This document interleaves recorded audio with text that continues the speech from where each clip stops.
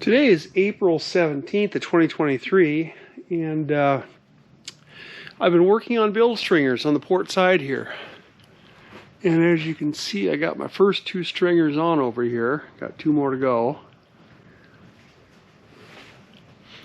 And I use both clamps and screws to hold these in. These, of course, will come out. Got fender washers on there.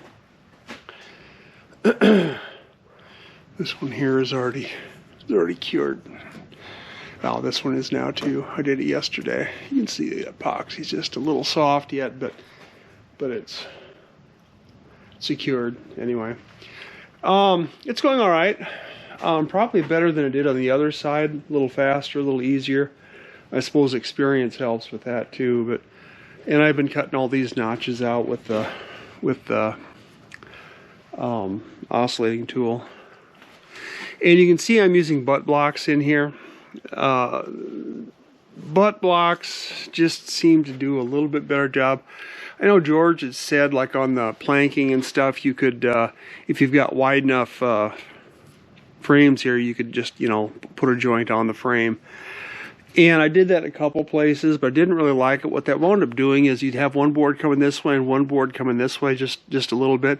And so it would leave a little bit of a ridge, then you'd have to come back and smooth that out. Where if you use butt blocks, it keeps the curvature intact.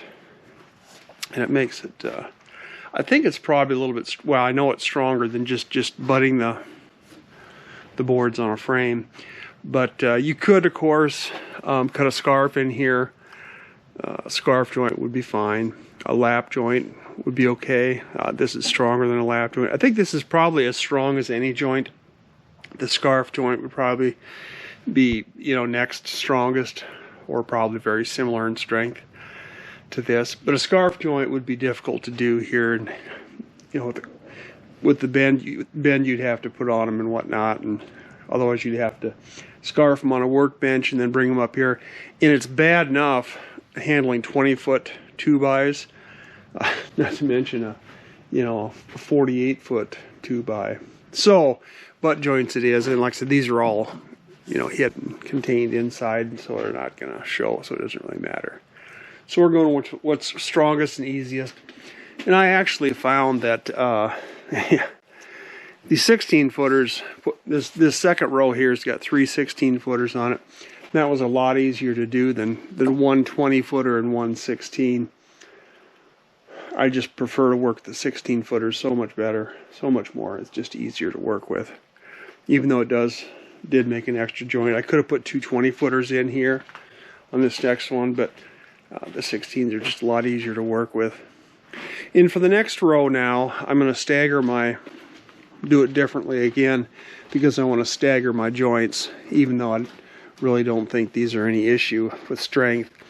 I'm still going to stagger them, so I'm going to run one joint here, which is a couple of bays off or a couple frames off from this one, and then another joint here, and then the last one will go the full length, which on this one, on this next bilge stringer, is going to come up to here. And then the last bilge stringer will come all the way up to the very last frame, or first frame, however you look at it. But now that I'm getting closer to getting this, I'm getting closer to planking. I went ahead and ordered screws. It might take a while to get my screws here. I knew I was going to need more screws, more of these galvanized, hot dip galvanized. These are number 14s. And I was using 3-inch screws up here, which is fine.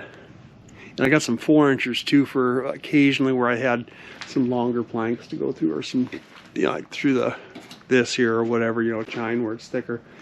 But so I've got some 3-inch and 4-inch.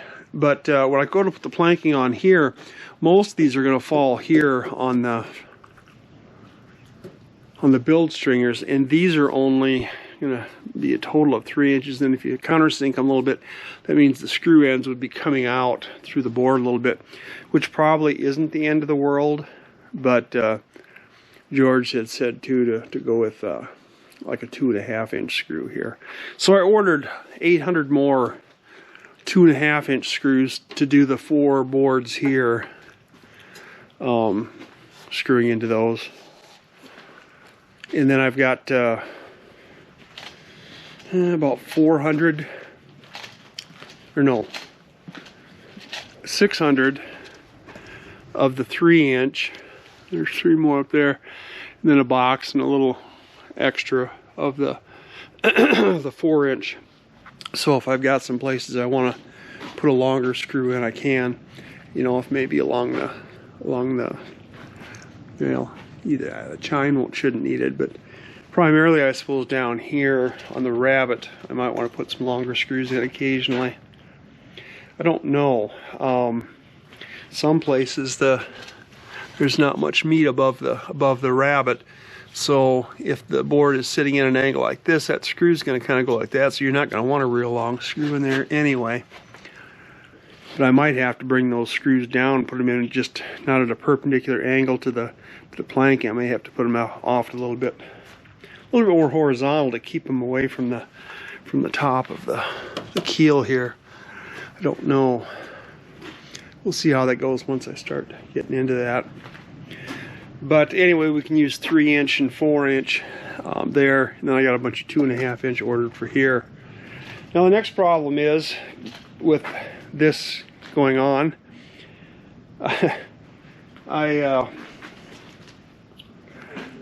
decided to start doing some more calls this morning trying to find lead, and either no one has any lead or they don't want to sell it. I don't know. In the tire shops, you know, I used to get lead when I was in the scuba business for casting scuba weights. Used to get all my lead from tire shops, and that was a pretty easy deal, but I don't, for some reason that's not as easy anymore. I've asked a couple of tire shops and they said no. So evidently they have buyers already set up for it, or I don't know. I know they're not all lead anymore either. Some are zinc and some are steel, but they say the vast majority of them are still lead. So if I could find some tire shops that would be willing to give me some, that might help. I've got a bunch of old batteries that were in my solar system. I've got about 20 of these, 22 of these actually, plus a couple other good-sized lead-acid batteries that I could, in theory, drain them, crack them open, melt them down, which would give me maybe close to 600 pounds of lead. I don't know why it's so hard to buy lead. Nobody wants to sell it. The one scrapyard I talked to, oh, we don't sell lead to customers. We buy it from them. I said, well, we can set you up if you want 45,000 pounds. Well, yeah, 45,000 pounds. No, I don't think so. Which, you know, that would amount to a semi-load is what it would be. So, I don't know. I might do what I can for lead. Check a few more tire shops, and we don't have too many like indoor shooting ranges around here where I could get bullet scrap. That would be nice, but there just aren't really any around here. So, I don't know. If I could get 600 pounds of lead out of my batteries, find another 400 pounds somewhere. My sailboat has got 600 pound lead keel in it. I could take that out of my sailboat. I kind of hate to ruin the sailboat just for lead in it, but considering how expensive lead is, you know, I might be able to find an old scrap boat and pull a lead keel out of an old boat. Maybe that's something I should do. Get on eBay and see if I can find myself, or Craigslist or something, find myself an old sailboat with a lead keel and buy it cheap and then scrap it. That's not a bad idea, actually. Well, we'll see. But before I get this keel sealed up by planking, I need to get some weight in here, some ballast down here. Because like I pointed out, I think in one of my previous videos, there just isn't going to be any way to get this 2, 4, 6, 8, 10, 12 feet, right in the middle of the boat where you want the weight. There's going to be no way to get weight in there. Now I can play with a little weight, you know, up here, you know, to trim with if I have to. And a little bit back here, like in the engine room, to trim with if I have to. You know, a guy could put a little bit down here. A guy could cast a lead plate or something to sit down there above the... But still, you're talking 80 pounds or whatever, or maybe 90 pounds is all you're going to get there. But, yeah, so I don't know. I need somebody to swoop in and give me a bunch of lead. I don't know why I'm having such a hard time finding lead. I mean, there's people that, like, you go to eBay and there's sellers that are selling it. It's $2 a pound. They pick up scrap wherever they get it from, roofing companies or whatever, and then they melt it down into ingots and sell it for $2 a pound. But, and I suppose I could do that if I had to, but that seems like a terrible waste of money. Otherwise, it's going to be maybe getting some steel cut-offs and you know, putting some small steel, mixing some small steel into some concrete and making some blocks to go in here, which isn't going to be as efficient as lead would be, but would be by far the cheapest option. I have been kind of saving scrap steel when I come across it, you know, small pieces of steel that I could mix into a block of concrete. So that's a possibility. But anyway, I should have this done, I would think, this week. Have these next two Bilge triggers on easily by the end of the month. And like I said, I ordered screws, but I am going to have to order some more wood too. 2x6s for the bottom planking. I just about did that the other day, but I thought, yeah, I got some here. That'll get me started. And I need to actually come out and see, here's some 2x6s, and I'm going to have some extra 2x4s, which could be used in places. George recommended not going over 2x6s. He thought 2x6s were a nice compromise. They cover ground a little faster, yet they aren't so big that if they swell, they're going to start popping off or breaking screws or whatever. But I'm going to glue this all in too. It's going to get glued both at the chine and the rabbet, so chances are they won't be popping off. And I should have a dry hull. There shouldn't be any reason why I have water on a regular basis coming in. I mean, these planks aren't going to get soaked. They aren't going to absorb water. I've left ventilation everywhere, and I may actually put some active ventilation in here too, some vent fans in here, so the guy can run those occasionally just to keep it dried out for sure. But there shouldn't be wet planks and wet side inside here. This stuff is all coated with that copper naphthenate. Excuse me, copper naphthenate. So it's not going to be painted. So any moisture that does get in there, the wood should be able to dry through this side at least. The other side's going to be fiberglass. Well, it's going to be glue, plywood, and then fiberglass. So that's going to be sealed up on the water side, but on the inside it's going to be able to carry moisture away with airflow.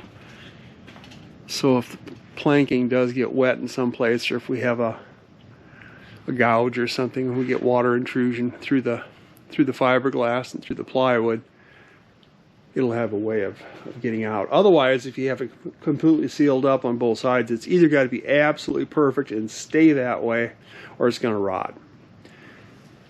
You know, if you get moisture trapped in there and it's 99% sealed, that's not good enough. So George was a big believer in using this copper naphthenate, not painting the planking on the inside. There may be some places where I do a little bit of painting. It's just going to be the way it is for looks inside. But yeah, so the next problem is, like I said, finding ballast. Weather warms up. You know, we had 90 degrees the other day. And now it's like 50 out. But then we had last 2 days we've had below below freezing temperatures and snow. It was 90, and then 2 days later it was snowing. Now the snow all melted again, but so it's better out there. But like I said, if I want to start melting these batteries down,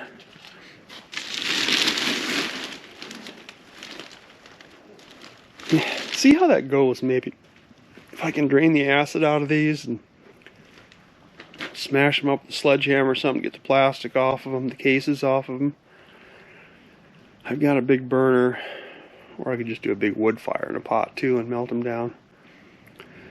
If that's not too complicated, I've got another set of batteries, 16 of these golf cart batteries in that shed. I don't know if you can see it. Let me get closer to the window. Here's the camera adjust. There's a little shed just to the left of the house. That's a power shed. That's got power supply, the batteries, and the power supply for the house. The garage has the power supply for the rest of the buildings out here, which use lithium batteries now, lithium iron phosphate batteries. But those are still lead acid in there. Of course, they're only 2 years old, so I really don't want to scrap those just yet. But maybe if this goes well, then, you know, a year or two from now when I'm getting ready to put the boat in the water, I could take those batteries and scrap them for movable ballast when I go to put the boat in the water. Yeah, we'll see. Maybe I'll get lucky and find some great source of lead too, but I'm not counting on that.